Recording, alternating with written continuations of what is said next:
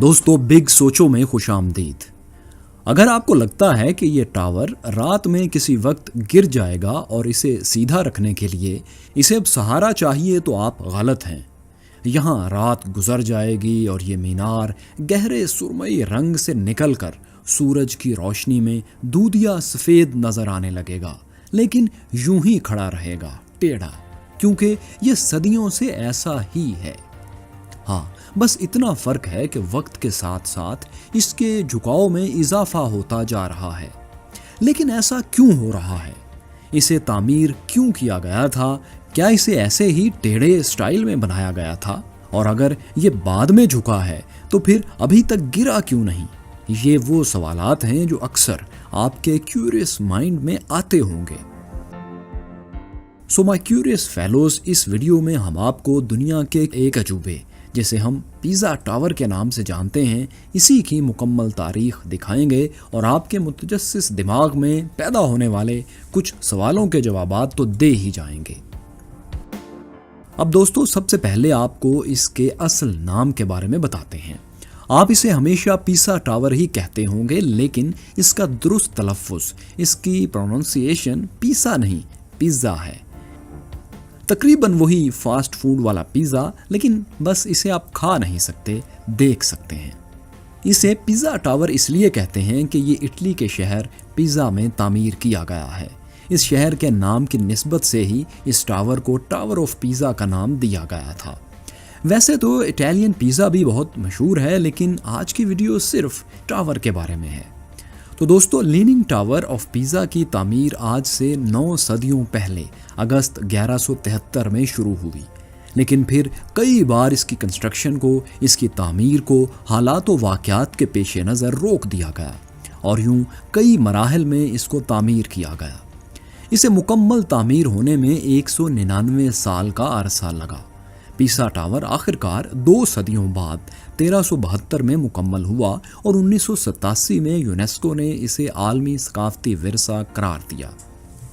अब दोस्तों, आप सोच रहे होंगे कि इस टेढ़े टावर को तामीर करने की वजह क्या थी और इसे इस तरह क्यों तामीर किया गया।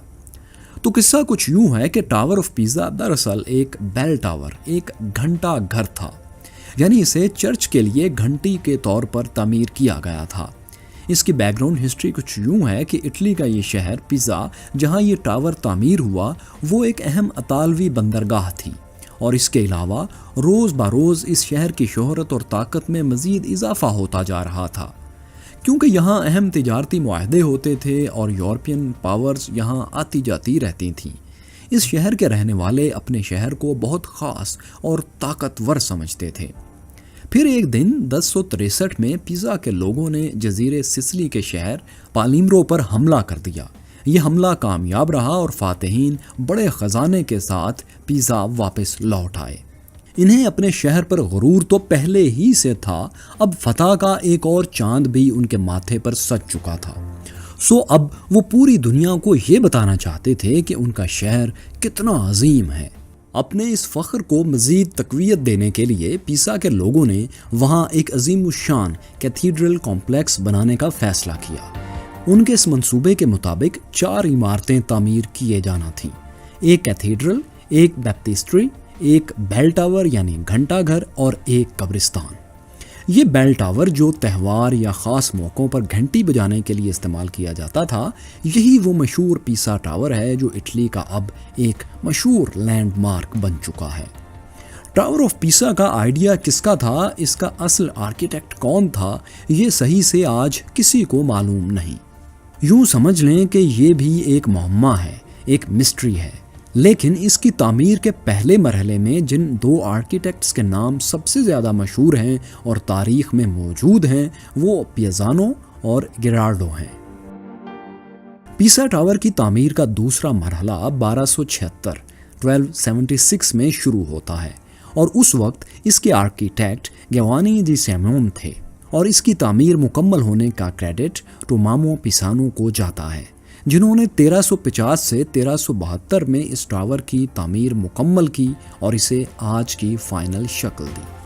अब दोस्तों, आपको इस सवाल का जवाब देते हैं कि इसमें झुकाव क्यों है, کیا جان بوجھ کر اسے اسی طرح تعمیر کیا گیا تھا؟ تو اس کا جواب ہے نہیں، کیونکہ اس کی تعمیر ایک نارمل سیدھے ٹاور کے طور پر ہی کی گئی تھی، لیکن اپنی تعمیر شروع ہونے کے صرف 5 سال تک ہی بمشکل یہ ٹاور سیدھا کھڑا رہا، اور 1178 میں جب اس 8 منزلہ ٹاور کی ابھی صرف تیسری منزل کی تعمیر شروع کی گئی تھی تو اس نے ایک طرف جھکنا شروع کر دیا۔ اس کی وجہ اس کی بنیاد تھی، یعنی جس جگہ جس مٹی پر اسے تعمیر کیا جا رہا تھا وہ بہت سافٹ تھی، نرم تھی، جو اس ٹاور کا بوجھ نہیں سہ پا رہی تھی، اور ٹاور ایک طرف جھکتا چلا جا رہا تھا۔ ٹاور اس نرم مٹی میں جنوب کی طرف دھس چکا تھا کچھ ہی عرصے میں۔ انجینئرز جو اسے تعمیر کر رہے تھے وہ پریشان تھے کہ اسے گرنے سے کیسے بچایا جائے۔ ابھی وہ اس مسئلے پر غور کر ہی رہے تھے کہ اٹلی میں جنگ چھڑ گئی۔ یہ جنگ اطالوی ریاستوں کی ایک دوسرے سے تھی، یعنی ایک خانہ جنگی کا سا ماحول تھا، اور اس جنگ کی وجہ سے اس ٹاور کی تعمیر کو تقریباً 100 سال کے لیے روکنا پڑا۔ اتنے لمبے عرصے کے لیے اس کی کنسٹرکشن کو روکنے کے بعد انجینئرز یہ خیال کر رہے تھے کہ اب شاید یہ نرم مٹی سخت ہو جائے گی اور یہ ٹاور مزید نہیں جھکے گا۔ دوستو، اس جھکاؤ کو ختم کرنے کی، یعنی اسے سیدھا کرنے کی کوشش 1275 میں کی گئی، جب تعمیراتی سلسلہ دوبارہ شروع کیا گیا تھا۔ تب اس وقت تک انہیں یہ اندازہ ہو گیا تھا کہ 100 سال گزر جانے کے بعد بھی یہ مٹی تو سخت نہیں ہوئی، ویسے کی ویسے نرم ہے، سو اب کچھ کرنا پڑے گا۔ اس وقت کے بلڈرز نے اس ٹاور کو ایک طرف جھکنے سے بچانے کے لیے یہ کیا کہ ٹاپ سٹوریز، یعنی اس ٹاور کی نئی اوپر کی منزلوں کو تعمیر کرتے ہوئے جان بوجھ کر انہیں ایک طرف سے تھوڑا اونچا تعمیر کیا تاکہ اس ٹاور کو سیدھا رکھا جا سکے۔ لیکن ان کا یہ فارمولا ٹاور کو سیدھا تو نہیں کر سکا، البتہ اسے مزید جھکنے میں اس نے پوری مدد فراہم کی۔ دوستو، اس ٹاور کی تعمیر 1372 میں مکمل ہوئی۔ اب یعنی 2 صدیوں بعد یہ ٹاور مکمل ہو چکا تھا۔ اب کیونکہ یہ ایک گھنٹہ گھر تھا، بیل ٹاور تھا، سو چرچ کی وجہ سے اس کو مخصوص رومن سٹائل میں وائٹ ماربل سے تعمیر کیا گیا تھا۔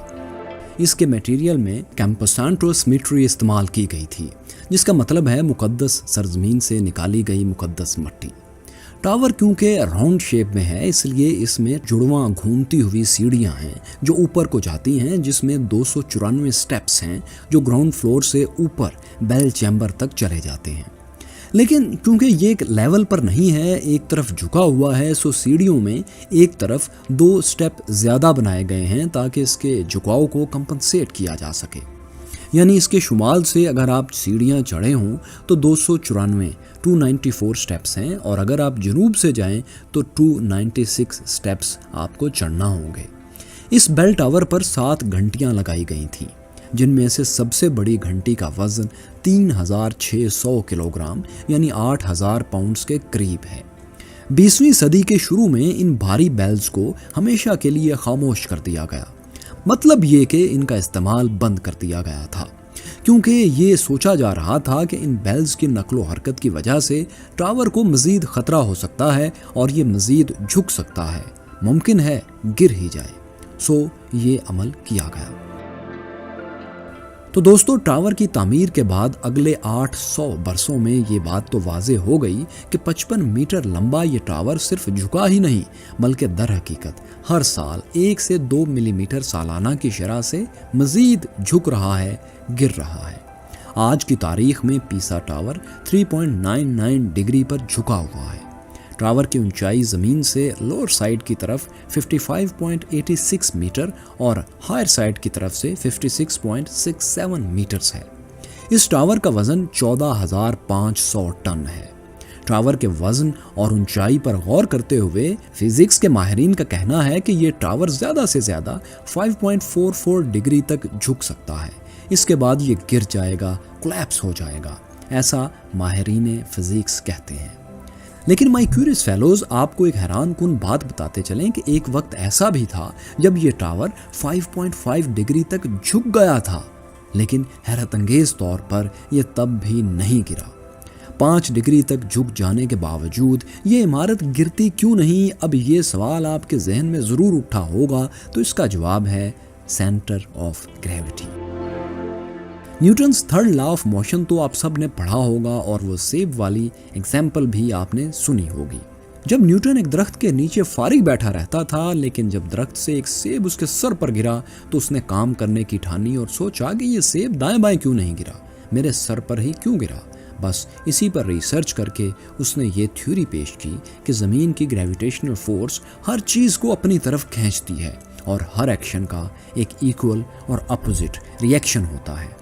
यही वजह है कि पीसा टावर भी आज तक गिरा नहीं, क्योंकि इसका सेंटर ऑफ ग्रेविटी इसे अभी तक मजबूती से ज़मीन से जोड़े हुए है। ये स्क्रीन पर दोस्तों जो आप तस्वीर देख रहे हैं, इससे आपको पीसा टावर की सेंटर ऑफ ग्रेविटी का अंदाज़ा हो गया होगा।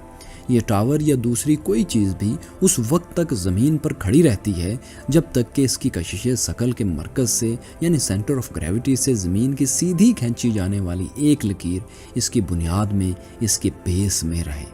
जैसे ही ये सीधी लाइन इस टावर की बेस से निकलेगी, यानी ये टावर थोड़ा सा भी और झुकेगा, तो बस वही इसका दी एंड होगा, ये गिर जाएगा।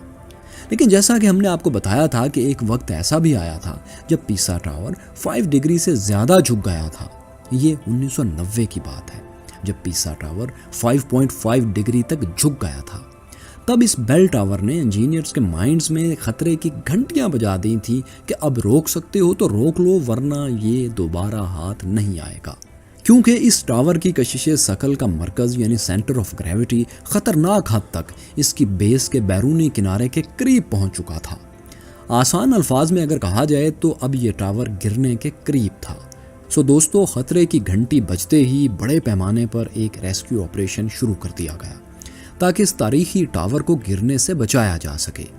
इस ऑपरेशन के लिए 14 माहिरीन आसार कदीमा, मशहूर आर्किटेक्ट्स और सॉयल एक्सपर्ट्स मुकर्रर किए गए ताकि मालूम किया जा सके कि इस झुकाव को मज़ीद कैसे रोका जा सकता है।